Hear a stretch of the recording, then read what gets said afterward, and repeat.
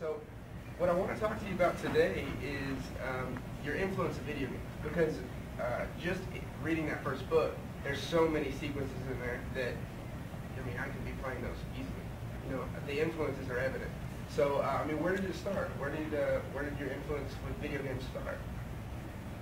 Well, I've always played games since I was about 4 or 5 years old. I went, to the arcades and things like that, and had Atari, had Nintendo, all those things like that. And summertime would come, and I would mow yards and things to earn money. And when I would get 60, 70, 80 bucks, I would go to Toys R Us, see the games, get the little card, and then take it to the cage and get the game. And I remember one summer I got Metal Gear, the original on Nintendo. Right. I played that, and I was like blown away. Like, this game's awesome. And a lot of other games were awesome too. But I think when the Super Nintendo era hit, I started playing role-playing games. Like the Zelda games. I played Secret of Mana, and that was the game for me. I was like, right, this game is fantastic. And a lot of things from Secret of Mana are heavily influenced in my books. Like, mana is a big mana tree. Right. So in my world, I have a massive tree where the elves came from. And that's where, like, their central government and, like, the UN kind of thing, that's where they're based. So that's also my symbol, which is on the back, like a tree. Okay. A huge tree. I see. And I love that, and the music is fantastic. Also, I kind of loosely use their magic system with the elements, light, dark, air, fire, water, earth, things like that. I just saw as many elements as they have. I also have the same amount of elements. Now I'm thinking later on I might use like the little characters. Okay. Like little spirits, like a little gnome and a little water person that might appear and talk. Right. It's kind of like Real Secret of Mana. Oh yeah. And I'm going to do a book series later that's kind of like my love song, The Secret of Mana. I like have a young boy and like a small like spiritual person and a girl, kind of like the whole team. Yeah. And they're going on a big adventure to have these kind of like seeds and things like that, like the mana seeds and stuff like that. Yeah. So I want to do a whole thing with like an animal that comes in and flies and picks them up and then picks them off. Okay. Like a hybrid of like a dragon and a cat or something like that. I got you. Kind of like Flamey, but not really like Flamey in a sense. So games like that, Chrono Trigger, there's elements from Chrono Trigger that I'm going to be pulling that in later with the floating islands in the sky. Okay. And the robots and the different like animals that are like people, with like they have, they wield swords. I got you. Things like that. And then, but Hideo Kojima from Metal Gear, like his storytelling, his like quirky elements, I'm gonna try to work some of those things in as well. Okay. Like some of my bad people, like his villains are great. Oh yeah, absolutely, absolutely. No, I mean, like I was telling Ben earlier, I was like, don't be surprised if this discussion just drifts into a big Metal Gear discussion, because we can get there fast. Spoilers, Metal Gear spoilers. Yeah, spoiler alert. Put it on there. So let me ask you this: he also said you got a lot of influences, or you really like the Gears of War series. What pulls you to that series? It's just the whole something in the earth is angry at the people who came in and invaded their place. Because, like the people who lived on Sarah, they were like digging in to get the emulsion and stuff like that, and it like disturbed the locusts who were down there. So the locusts got mad because like you're messing with our area, so they came out to expel them from their planet. Right. It's like that whole Avatar and other kind of you're coming in to take what's ours, and we're going to fight back to get it, keep it back. And I like Coltrane. Yeah. Coltrane's my second favorite video game character behind Solid Snake. Okay. And why is that? What draws you to Coltrane? He's just real verbose and like excited. Yeah. Kind of like the whole Ric Flair kind of thing. Like I got you. The big, he does fronts in there and he's all shouting woo and everything, and like he's like sticking locusts on the back, tagging them and stuff, and blowing them up, and he's all smack talking, and I kind of like that whole. And it's funny you say that. I was talking to Ben, which. And Lancers and the chainsaws. Yeah, that is kind of cool. The whole animation when you go through, that's all. Yeah. I was talking to Ben, and the elements of Coltrane that they took out of the new one, which I haven't played yet. Have you? No, but I read his His review. review, yeah. I was a little disappointed in that, but I read that and I was like, right, that is his character. Come on now. yeah, like I said, he was Coltrane before the war. You got that from Thrashball. Yeah. So why you you're not calling him Coltrane when you call him Private Cole or something? I mean, come on. That doesn't work. Everyone knows it was Coltrane. Now, have you played the new Metal Gear? Rising Revengeance? Yeah, What do you think of it? different. Is it? Yeah, it's like Bayonetta in a sense. I mean, I like hack and slash kind of Devil May Cry, but I don't know. To me, it's it's cool, but you can tell it wasn't Kojima's like Right. it had didn't have that touch. Yeah. Now, what It was about a little the, like you mentioned, Kojima's storytelling? Obviously, it's a whole different type of storytelling, and really, in my opinion, than any other developer or producer in the gaming industry. I like 30-minute cutscenes. See, I love it. Yeah, I think what they say the record time on Guns of the Patriots was like almost an hour. Yeah, the end or whatever. Yeah, it was ridiculous, but I loved it. Yeah. Loved every minute of it. What is the storytelling like in Revengeance? Is it on par with the rest of them? No, it's very weird Japanese, like Bayonetta, Devil May Cry kind of. Yeah. It's like Bayonetta with a Metal Gear spin on it. Kind of. That's interesting. They're in the car and it's like he's talking to him and then like, oh, something bad happened and boom, and then like you fight and it's not the depth. Not like the in-depth of the history. Because Kojima likes to give history of Right. some kind of like scientific history or some kind of history lesson. Like oh, back in the day the Russians blah blah blah blah. And he kind of puts in like kind of like old footage of like Russian factories Yeah. or war machines, and then he kind of ties it all in. But this one was just kind of real actiony and like cutscenes were kind of I'm gonna have to play it. I mean, I really want to. I just, my last semester of college, I'm trying to push through. But have you seen the trailer for The Phantom Pain? Yes, saw on Video Game Awards. What do you think?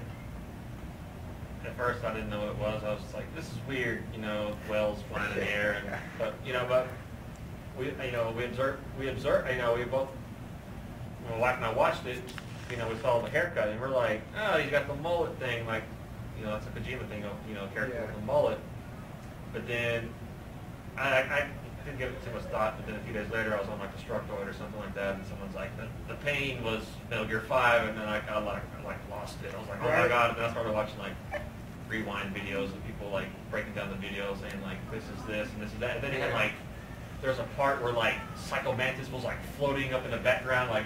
For like a second, and then they kind of showed it, and I was like, "Oh my! I missed all this stuff." And then I was just like, "I'm on the hype train already." Yeah, what got me was when they had the Phantom Pain and the lines. It said Metal Gear. Yeah, they spell it. I was like, "How did anybody catch that? I never would have caught that." But it's great. I just watched the full length, like 5.5 minute trailer yesterday, and I know what I'm doing when I go home. It is incredible. I mean. I have a feeling he's getting ready to blow our mind again. I mean, he just continues to do that. From like when you said from the original Metal Gear, which, in my opinion, that's the hardest one I've ever played. It took me so long to get through that original Metal Gear. I don't know why. Maybe I'm just not as good on Nintendo. But from then, I mean, all the way up till now, his storytelling, Snake's journey is incredible. And as anime and ridiculous as it may be, we find a way to accept it. I mean, the whole Fox Die idea. A little far-fetched, and I mean, the fact that Big Boss somehow keeps being resurrected over and over again. Spoiler. Right, yeah, spoiler, right. What is it about that we're okay with accepting that, It's just that universe. Yeah. There's certain universes you can see things coming back over and over again, like if you watch the TV show Supernatural. Right. Dead doesn't mean you're dead. Someone dies, and then a few episodes or just a couple seasons later, they come back. Because that's a whole heaven and hell thing. So there's demons and angels, so they can just be like, okay, we're just going to pull this person and put them back. Yeah. So if you see someone dies, you're like, oh, it sucks, but in a sense, it's like, they might come back. Yeah. But that kind of detracts from being like emotional about something. Like if a character dies in like my book, like they die and they ain't coming back. Right. It's one of those like if they die, they die. So that way, if you're attached to someone and they die, then it's more emotional for the person. But for me, like if I watch Supernatural or I'll play a game and I'm like, and I know there's a history of people coming back. Like, yeah, I might be a little sad, but it's not like I'm not sad. It's more of like, I hope they come back. Like, you know, maybe they'll come back. One of those things like that. One of those folks. Yeah, because. But you know, it's just he sells it. He does. Kojima sells it. He does. It's not like someone dies and then stuff happens and they come back and he doesn't really say why or how. It's just like they're back and you're like, what the heck, man? You know, Yeah. the way he does things. You know, because that knows nanomachines and like science and these weird, you know, fringe things going on. Yeah. Yeah. You know, like the whole like vamp thing. You know, I was kind of thinking like, okay, this thing's he's a vampire or whatever because you shoot him in bed and he don't die. But then it's like, oh, it's nanomachines that keep repairing his body or something like that. You're like, okay, I can understand. Yeah. But one interesting element of it is he was okay. There's a lot of characters that there was really not one that he wasn't afraid to kill off. But no, you notice in Guns of the Patriots, which before he released it, he even said this is Snake's conclusion. He never showed us his ultimate conclusion. It was just alluded to. So why is it that Snake is off limits? Maybe since, I don't know, maybe he has an attachment to him, or maybe people would have been upset. Yeah. Because I would have been really upset, like if they killed him. Yeah. Like the part towards the end when he's like crawling through the microwave corridor. Right. I was just like, if he dies, it's going to mess me up for days. Like literally, like I would cry. Like, yeah. Because like I'm so attached to him, I'm like, I don't want him to die. Yeah. So, but in a sense, though, at the end when he's like, I'm just going to go off and live the rest of my life, blah, blah, blah, you know, I'm cool with that. You know, because we don't really know for certain when he died or how long he had. You know, to me, he's still alive. You know? Yeah, I mean, I think it's kind of the whole Tony Soprano idea, where the end of Sopranos raised so much controversy, but Tony wasn't killed off, and so many people were so upset about it. But then again, forever Tony Soprano is alive, and I think that's the same concept. Now I'll be interested to see though if he does. Because of the amount of fan hype that Snake has, if he does end up finding a way to bring him back. Rather than, Big Boss has so many, things that he can trail off on. Yeah, you got 5 and you got zeros. Yeah, so I'm sure he can find many ways. But it would be interesting to see if Solid Snake comes back. Because it seems like everybody else has at some point in time. But yeah, really, this is looking great. Because he usually waits forever and gets everybody really excited about it. I'm fine with it. Yeah, it makes it that much better. Yeah, when Guns came out, I took a week off. Yeah, did you really? Yeah. Wow. I was like, y'all can fire me if you want to. I'm playing Metal Gear. Yeah. So you're not stopping me from playing this. I can't go to work all day and then go home and play Metal Gear for a couple hours a night, go to bed, and then have to wait, hours and hours and hours. But I gotta play. So. Right. So I can kill Metal Gear in like 2 or 3 days. I just play it like 10, 12 hours a day. Yeah. So a year ago when they released the HD collection, I bought it, and then I spent all last summer replaying all of them. Did you get the one from the art book? I did. I've got it all. I probably got more than you. I bet you do. I've been told you've got quite a collection. I bought 2 when Metal Gear 4 came out. I bought 2 collector's editions. Did you play one? I've opened one and played it. The other one's still a shrink wrap. Hey, give it some years. People are like, "Why you got 2 copies?" And I'm like, "I got, one's like I got Substance, Yeah. I got all those, Of course. and they go for money." So. Yeah. Oh, I'm sure they do. So, is there anything coming out other than Metal Gear in the near future that you're really excited about? Grand Theft Auto 5. I killed Grand Theft Auto 4 in like 2 weeks, 100%.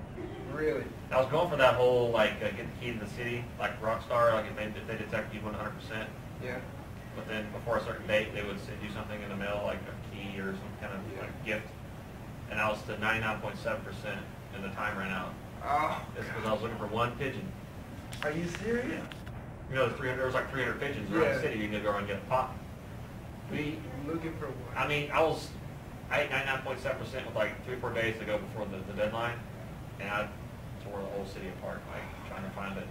And then the day after the deadline, I was just driving along a bridge, Pigeon Are sitting, you right, serious? pigeon sitting right there on the Oh, I got in my car and I was like, you little bull, bam, shot him and then, you know.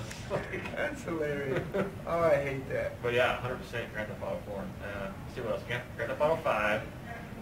I really can't even think about what's coming out this year. Actually, now that I think about it, I know a lot of them have just recently come out. We've got the new Dead Island coming out on the 23rd. And I didn't play the first one. I did for a little bit. It was interesting, but it's the whole Walking Dead craze. Are you into that? I like the Zombie show, thing? yeah. Yeah.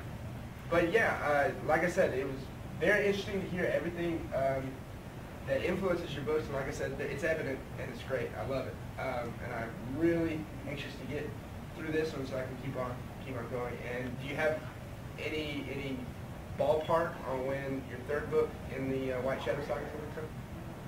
I'm shooting for end of this year or beginning of next year. Excellent, cool. So everybody out there, by the way, like I said earlier, go out and get Of Deeds Denounced, A.P. Stevens, great. The whole series, White Shadow series, is great. So thanks for watching, and thank you Thank you very much for it.